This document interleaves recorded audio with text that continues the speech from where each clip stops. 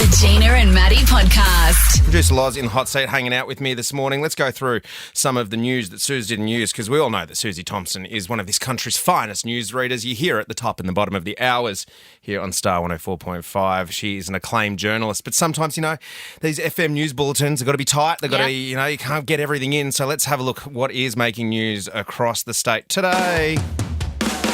All right, let's put some news music bed under there. There we go. All right, now this is a Western Sydney councillor has doubled down on Cumberland Council's blanket ban on a same-sex parenting book, banning it from local libraries despite the policy breaching the State Libraries Act and possibly contravening anti-discrimination laws. At a meeting last week, former mayor and current councillor Steve Christo successfully passed the amendment that the council take immediate action to rid the same-sex parent books and materials from its 8 council-run libraries. During the meeting, Christo brandished the book he alleged had received really disturbing complaints, saying parents were distraught to see the book, Same-Sex Parents, displayed on a shelf in the children's section. He has since confirmed publicly he has not read the book, which explores the experience of having 2 mums or 2 dads and features 2 men and a young child on the front cover. The book was published in 2018 as a part of a series which tackles topics and situations that can be challenging for children, including step-parenting, death and bullying. A version of the book remains publicly available in stacks of libraries across New South Wales, and it's recommended for children aged 5 to 7. The book explains there are many different types of family and canvasses topics including how some children in the book refer to their parents and surrogacy in general terms. One chapter says people may be unkind if you're in a same-sex family. Most people are very supportive of same-sex family, it says. A small number of people might treat people from same-sex families unfairly. This is not okay. All loving families are good families. Remember, as long as you are happy, it doesn't matter what other people think.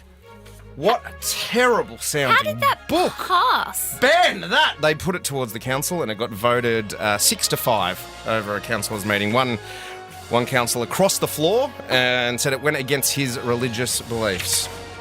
So, how horrific. Seeing that. You know what? My children are traumatised because they have not once in real life seen a green sheep. We've been trying to find the green sheep. Ban that book as well. Look, let's change gears slightly. This is horrific. A woman is in hospital after she was stabbed outside a gym in Sydney South by a man who alleged she had been in relationship with. Another domestic violence attack in Sydney overnight. Well, it was yesterday afternoon, 12:30, broad daylight at a gym in Alexandria. The suspect was known. They were meant to be in a short relationship and it's all before the courts at the moment. But I think we will find he has a history with police and there are AVOs against him as well. So that is just another day, another horrific attack on women in this country. Let's move on. Horrific. I can't believe that. Oh, no.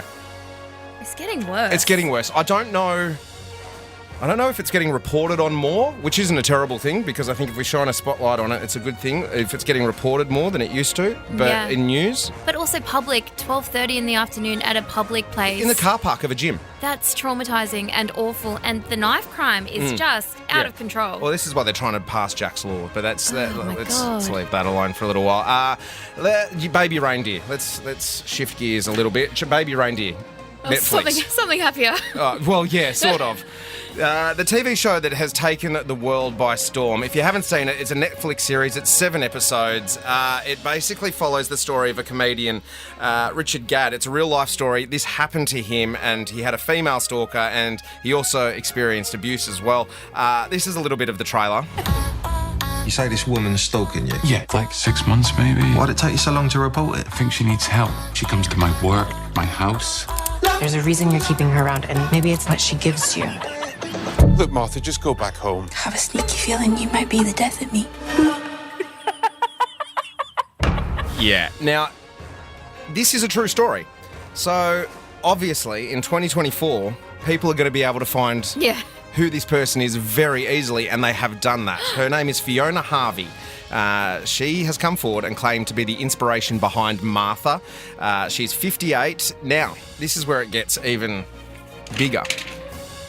The real-life Martha is now going to be doing her first ever interview on Piers Morgan's Uncensored to set the record straight. Oh, my God. Have we not learned anything? Oh, my God. Piers Morgan posted a picture of himself with the real-life Martha on X or Twitter, whatever you want to call it. World exclusive, the real-life Martha from Baby Reindeer breaks cover and gives me her first TV interview about the smash hit Netflix show. Fiona Harvey wants to have her say and set the record straight. Is she a psycho stalker? We'll find out tomorrow. Oh, my God. Sent from iPhone. iPhone. iPhone. Yeah. So that will. So that's tomorrow. So that could be playing out in the next sort of 12 hours in the UK. All people, Piers Morgan. I know. Come on. I know. We are running a little bit out of time, but I thought I'd just run through quickly. The Miami Grand Prix was run earlier this week. Lando Norris picked up his first win in the McLaren, but it's not really the race that's been going viral, making news in the last couple of days. It's this exclusive club that they've had trackside. So it's like the VIP area where you can hang out. There's multiple bars, a pool. Sounds cool. Performances for big names like Ed Sheeran. Steve Aoki was doing the set there as well. Now, the tickets to get into this area start, I'll do it all in Australian dollars, start at $2,500. And then that's just to get in. Oh. If you want a cabana, that's going to set you back $98,000. Oh, that's a jump. With a minimum food and beverage spend of $30,000. Now you go, how are you going to spend $30,000 on food and beverages? Strap yourselves in. Okay, this is the Bites menu. You know when you go to the pub and sometimes there's the main menu, then there's the bar menu. This is the Bites menu. So you can get a lobster roll. That'll set you back $290. How about a tuna poke bowl? That's $260. U5 graded prawns, which are like very rare and large apparently, but that'll set you back $440 for some prawns. How about a fruit salad? Okay, we got some pink pineapple, watermelon, stone fruit, kiwi, coconut, granata. It's going to set you back $290 for a fruit salad. This is where it starts getting a little wild. You can get some steamed Korean pork buns for $120, crispy wings for $290, nachos for $270. Oh, my God. And to any meal, you can add yourself 28 grams of caviar for $610. Oh, well, why wouldn't you? Well, just get 60 grams. Why not? Gina and Maddie. We had a little staycation here on the coast, me and the fam, and we stayed at the beautiful Quinda Waters, the Mercure Quinda Waters, and had the best time. Like sometimes just staying local is the easiest thing to do because with this job, we can't always travel. I work on the weekends with the footy, so we took the fam there. We hung out, swam in the pool, walked around the golf course. It was amazing. We Didn't have to clean. Didn't have to clean. Didn't have to make the beds. Didn't have to cook. Didn't have to. Well, that's right.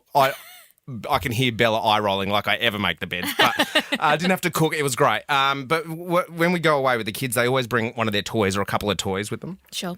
And Stevie brought along her Furby. Now, Furby is a thing. It's just like a gremlin. It's like a little gremlin before it hits midnight.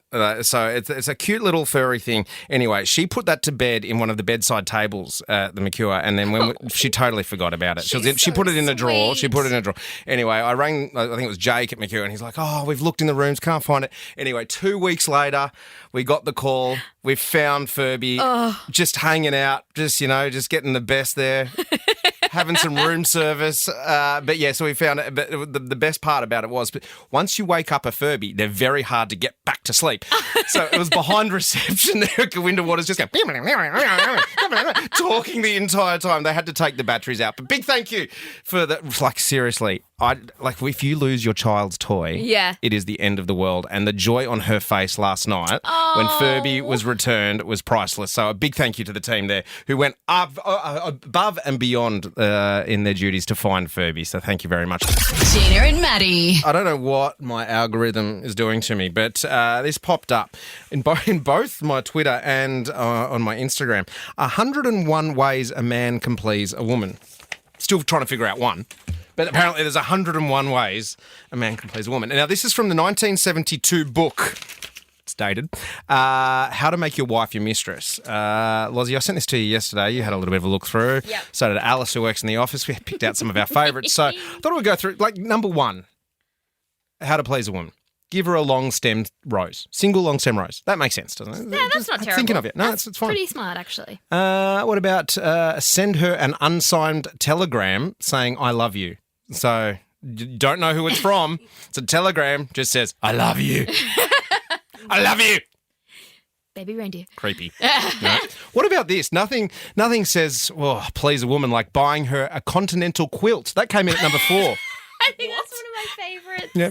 Bexagram? Is there, no, not doing it for you? I What? love a good blanket. Let's skip down to number 7. Give her a shampoo. What? And then, that's full stop, make it a very sensual experience. Because nothing says romance like a bit of Pert 2-in-1 or a $5 bottle of Pantene. I have very specific shampoo needs. I would not be brave enough to go, hey, Dar, can I shampoo your hair? Ew.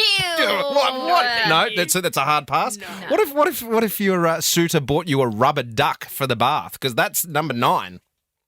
So you're never alone? Yeah, exactly. Is that why? Take her walking in the rain has come in at number 14. No, thank you. Oh Not my- at the moment. No. Yeah, that's just walking across the coast, isn't it, at the moment?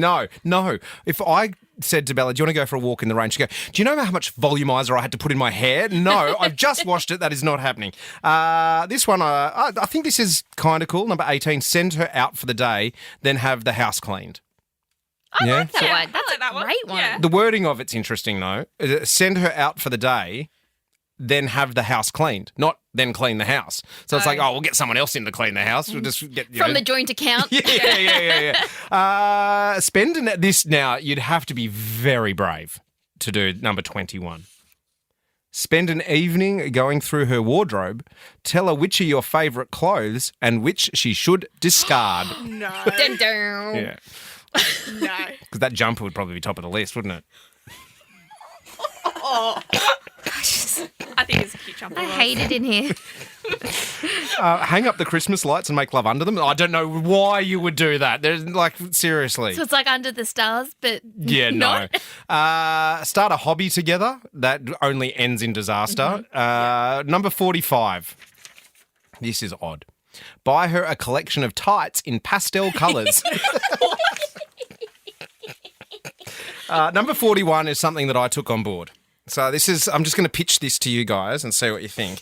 Number 41, it says, write an adult short story or poem for her and leave it on the pillow. Okay. I've got three that I've knocked up. What do you reckon about this one? Put this on the pillow. It says romance here. Roses are red. Let's both have a beer. Light a scented candle and pop on Baby Reindeer. Oh my God. Yeah. No Netflix and chill with that? No? Okay. What about the kids are asleep and the candles are lit. Soft music is playing. The incense starts to emit. I'm on the bed in various poses. But once again, you've chosen a court of thorns and roses. That one's good. Well done. The weekend is here, and you know what that means. Time to remove those high-waisted mum jeans. You give me the look, things are going fine. Oh, but Manly are playing tonight. Can we do it at halftime? The Gina and Maddie Podcast. For more great comedy shows like this, head to novapodcast.com.au.